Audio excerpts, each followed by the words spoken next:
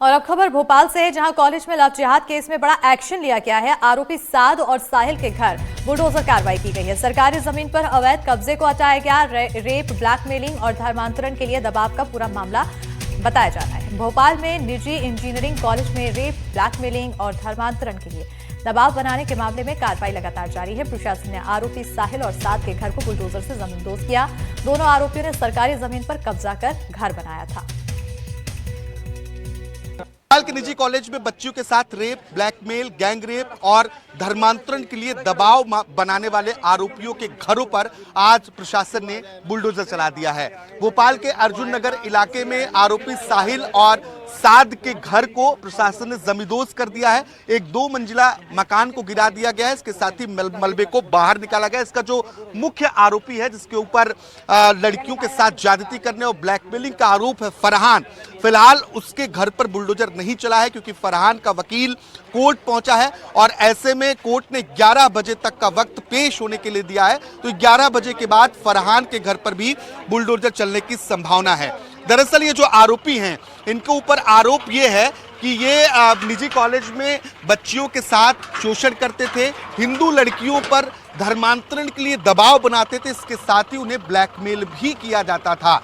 और ये मामला जब से सामने आया तब से ही लगातार सख्त कार्रवाई की मांग की जा रही थी। राष्ट्रीय मानवाधिकार आयोग ने भी इस मसले पर कार्रवाई के निर्देश दिए थे और अब प्रशासन ने पहले आरोपियों को नोटिस देने के बाद पहले घर खाली कराने का नोटिस दिया। इसके बाद अब यहां पर बुलडोजर कार्रवाई भी देखने को मिली है। जो मुख्य आरोपी फरहान है, फिलहाल उसके घर को अभी नहीं तोड़ा गया है। तस्वीरें जो देख रहे हैं ये साहिल और साद के घर के पास की हैं और नगर निगम की जो टीमें हैं वो मलबे निकालने में लगी हुई हैं क्योंकि घर को पूरी तरीके से जमींदोज कर दिया गया है। इसके साथ ही क्योंकि पहले से ही लगातार प्रशासन हिदायत दे रहा था कि आप लोग घरों को खाली करें क्योंकि सरकारी जमीन पर बनाया गया ये घर है, अवैध रूप से कब्जा किया गया है। लेकिन जब घर खाली नहीं हुआ तो उसके बाद एक्शन लिया गया है। गोविंदपुरा के एसडीएम भी यहां पर मौजूद है, हम उनसे भी बातचीत करने की कोशिश करेंगे। लेकिन आप तस्वीर देखेंगे तो यहां पर आपको बुलडोजर साफ तौर पर खड़ा हुआ नजर आएगा। यहां बाकायदा बैरिकेड्स की गई हैं, किसी को भी अंदर जाने की अनुमति नहीं है। मीडिया को भी बाहर ही, घर से बाहर ही रोक दिया गया है। गोविंदपुर एसडीएम रवीश श्रीवास्तव मेरे साथ मौजूद हैं, मैं बातचीत करता हूं। सर, कितनी संपत्ति थी जिसको जमींदोज किया गया है और फरहान की संपत्ति पर कब तक कार्रवाई होगी?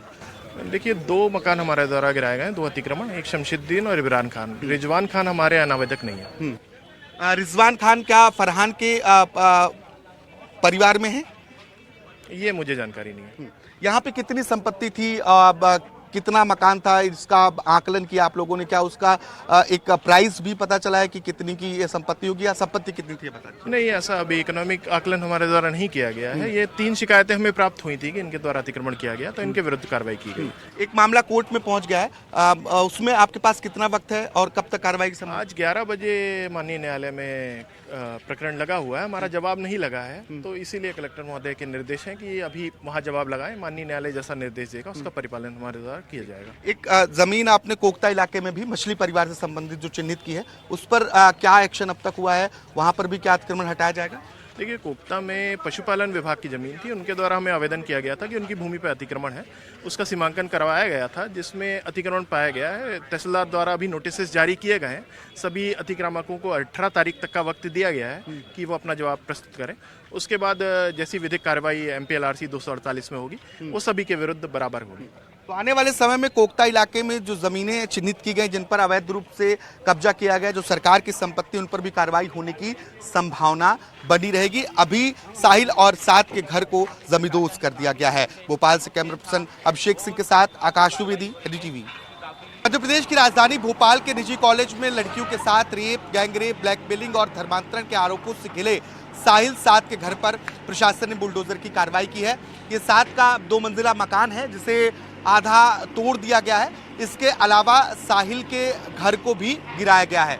इसके बाद इसके मुख्य आरोपी फरहान के घर पर भी बुलडोजर की कार्रवाई की जानी है, लेकिन फरहान का परिवार कोर्ट पहुंच गया, इस वजह से अभी उनके मकान पर कार्रवाई नहीं हुई है। आगे कोर्ट के निर्देशानुसार उस पर कार्रवाई की जाएगी। लेकिन ये साद का मकान है और तस्वीरें देख सकते हैं कि छोटी सी गली है और घनी आबादी वाली बस्ती है और यहाँ पर सुबह से, आज अल सुबह से ही प्रशासन कार्रवाई कर रहा है।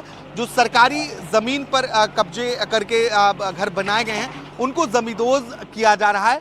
मलबा यहाँ से निकाला गया है और जो साहिल का घर है वो पूरी तरीके से टूट चुका है, लेकिन साथ का जो घर है वो आप देख सकते हैं कि उसे तोड़ने की कार्रवाई की जा रही है। इन लोगों पर गंभीर आरोप है कि निजी इंजीनियरिंग कॉलेज में ये बच्चियों के साथ रेप करते थे, उन्हें इसके बाद ब्लैकमेल किया जाता था और इसके बाद धर्मांतरण का दबाव, हिंदू लड़कियों पर धर्मांतरण का दबाव भी बनाया जाता था। कई तरीके के आपत्तिजनक वीडियो भी इन लोगों ने बनाए। क्लब 90 कॉलेज के पास है जहां पर इन्होंने बच्चियों का शोषण किया। इस मामले में अगर आप देखेंगे तो राष्ट्रीय मानवाधिकार आयोग भी इन्वॉल्व रहा है और अब बुलडोजर का एक्शन चल रहा है। भोपाल से कैमरा पर्सन अभिषेक सिंह के साथ आकाश द्विवेदी, एनडीटीवी।